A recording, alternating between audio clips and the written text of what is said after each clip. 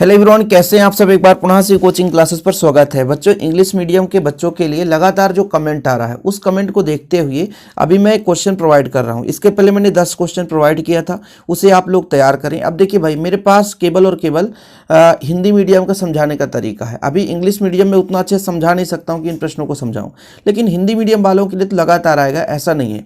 कुछ बच्चे जब इंग्लिश मीडियम का वीडियो देखते हैं तो बोलते हैं सर हिंदी मीडियम वालों के साथ हेल्प नहीं करोगे क्या, या कुछ जैसे हिंदी का आया तो इंग्लिश मीडियम वाले बोलते हैं। तो बच्चों, हिंदी का मैं पूरा एक्सप्लेन करूंगा, बाकी इंग्लिश मीडियम के लिए क्वेश्चन लेकर आ रहा हूं। तो जितना भी मैं भी आपको जैसे 10 क्वेश्चन दे रहा हूं, मुझे क्या करना पड़ता है बच्चों, इसको पूरा ट्रांसलेट करना पड़ता है। मैं अपनी अहमियत बता रहा हूं, मतलब अपनी कमजोरी एक प्रकार से कह दूं, है ना, कि मेरे अंदर भाई इंग्लिश का थोड़ा सा टैलेंट नहीं है, इसलिए बच्चों क्षमा प्रार्थी हूं मैं, ठीक है। क्योंकि यार जो बचपन से हिंदी से पढ़े तो कहां से इंग्लिश बनेगा, समझ रहे हो ना। चलिए, पहला जो प्रश्न है बच्चों, डिस्क्राइब द एलसीआर सर्किट, मतलब जो आपका एलसीआर परिपथ है ना, LCR circuit on this basis of the following point.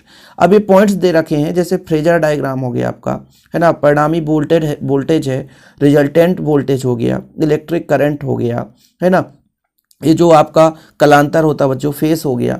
ये पॉइंट बाय पॉइंट दे रहते हैं। कुल मिलाकर एलसीआर सर्किट का आपको क्या पढ़ना है बच्चों, थ्योरम पढ़ना है, ठीक है। कोई दिक्कत तो नहीं है, पढ़ लोगे। चलिए, जैसे मैं 10 प्रश्न दे रहा हूं, ये आप लोग उतना प्रश्न तैयार कर लेना। इन प्रश्नों को मैं टेलीग्राम में भी शेयर कर देता हूं। यदि पहली बार है तो इंग्लिश मीडियम का जरूर शेयर कर दिया हूं मैं, अब इसके पहले जो दिया तो टेलीग्राम भी ज्वाइन कर लेना, डिस्क्रिप्शन पर लिंक मिल जाएगा। Loss of energy and redistribution of charge, आवेशों का पुनर्वितरण जो होता है उसके लिए ऊर्जा हानि का थ्योरम है, हिंदी में भी समझ लो, ठीक है।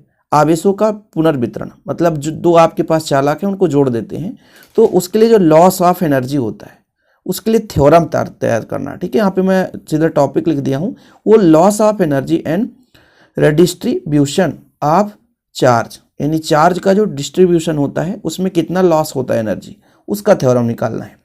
Difference between electromotive force and potential difference, difference between electromotive force and potential difference, ये आपका डिफरेंस हो गया बच्चों। अगला है mutual induction between two long solenoids, मतलब इसका थ्योरम है, इसका एक थ्योरम है म्यूचुअल इंडक्शन, अन्योन्य प्रेरणा जिसे बोलते हैं, ठीक है। बिटवीन टू लॉन्ग सोलेनाइड मतलब दो लंबी परिनालिकाओं के बीच जो अन्योन्य प्रेरकत्व का थ्योरम है उसे आपको तैयार करना है। फिर अगला बच्चों, difference between self induction and mutual induction, difference between self induction and mutual induction, मतलब आपका हो गया यहाँ पे सेल्फ इंडक्शन मतलब स्वप्रेरकत्व यानी स्वप्रेरण, और अन्योन्य प्रेरण में अंतर, ठीक है। कोई दिक्कत तो नहीं है, बन जाएगा। यहाँ पर देखिए बच्चों, लेंस का लॉ मतलब लेंस का जो नियम है, Lenz law, describe the Lenz law, Lenz law मतलब लेंस लॉ का नियम पूछा जाता है, आप लोग तैयार कर ही लेना।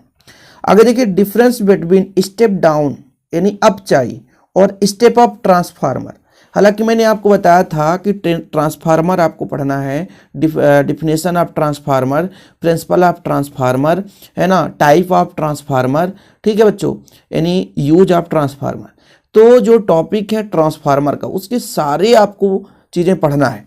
अब मैं आपको यदि इंग्लिश मीडियम वाले बच्चों के लिए यदि क्वेश्चन दे रहा हूँ तो आप लोग भाई प्लीज़ यार, आप लोगों का रिस्पांस अच्छा रहा ना, मतलब जैसे मान लीजिए 1 से 2000 बच्चे यदि वास्तव में देख रहे हैं, ठीक है, अभी इस टाइम के अकॉर्डिंग, तो मैं अगला भी वीडियो आपके लिए ला दूंगा। बस आपको क्या करना क्या है, प्लीज़ अपने दोस्तों के साथ शेयर कर देना ताकि आप लोगों के लिए हेल्प कर सकूं। अभी इंग्लिश मीडियम में आपको दे रहा हूं क्या, फिजिक्स, फिर आपका बायोलॉजी भी है, केमिस्ट्री भी है, तो ऐसे क्वेश्चन आपको इंग्लिश मीडियम में मिल जाएंगे, ओके। लेकिन आप लोगों का प्यार सपोर्ट बना रहना चाहिए। तो ये आपका हो गया स्टेप डाउन और स्टेप अप ट्रांसफार्मर का। Root mean square value of alternate current, root mean square value of alternate current, इसका थ्योरम है कि वर्ग माध्य मूलमान का थ्योरम बच्चों, वर्ग माध्य मूलमान का थ्योरम, ठीक है। आगे देखिए, Biot Savart's law, Biot Savart law मतलब ये आपका रूल्स है, बायोट सेवर्ट लॉ, ठीक है। आगे देखिए, coulombs inverse square law, coulombs inverse square law, coulomb की व्युत्क्रम वर्ग का नियम। अब कूलाम्स लॉ आपका इलेक्ट्रिक फील्ड के लिए होता है और एक मैग्नेटिक फील्ड के लिए आपका हो जाता है कूलाम इनवर्स स्क्वायर लॉ। तो दोनों आपको सिमिलर हैं, इसलिए जब यदि कूलाम्स इनवर्स स्क्वायर लॉ पढ़ रहे हो तो कूलाम्स लॉ भी पढ़ लेना। तो दोनों चीज़ आप तैयार कर लेना बच्चों। ये 10 क्वेश्चन आपको तैयार करना, टेलीग्राम भी मैं शेयर कर दूंगा, ठीक है। और ऐसे वीडियो पाने के लिए चैनल को सब्सक्राइब कर लीजिएगा बच्चों। बाकी सोशल मीडिया के जितने भी प्लेटफॉर्म है हमारे, डिस्क्रिप्शन पर लिंक मिल जाएगा। हाँ, इसके पहले मैंने एक और वीडियो दिया है, उसका लिंक मैं आपको है ना डिस्क्रिप्शन पे दे दूंगा, या कि प्लेलिस्ट बना हुआ है ना 2024 का, उसमें आप देख लेना बच्चों।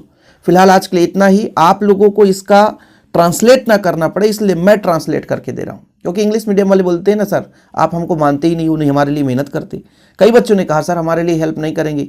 एक बच्चा ने कहा सर इंग्लिश मीडियम वाले मोए मोए तो हंसी भी आता है, मोए मोए शब्द जो ट्रेंडिंग होता है लोग बोलते हैं, तो ऐसा नहीं है, पूरा मोए मोए नहीं होगा भाई, क्वेश्चन में दे रहा हूँ आप लोग पढ़ो, ठीक है।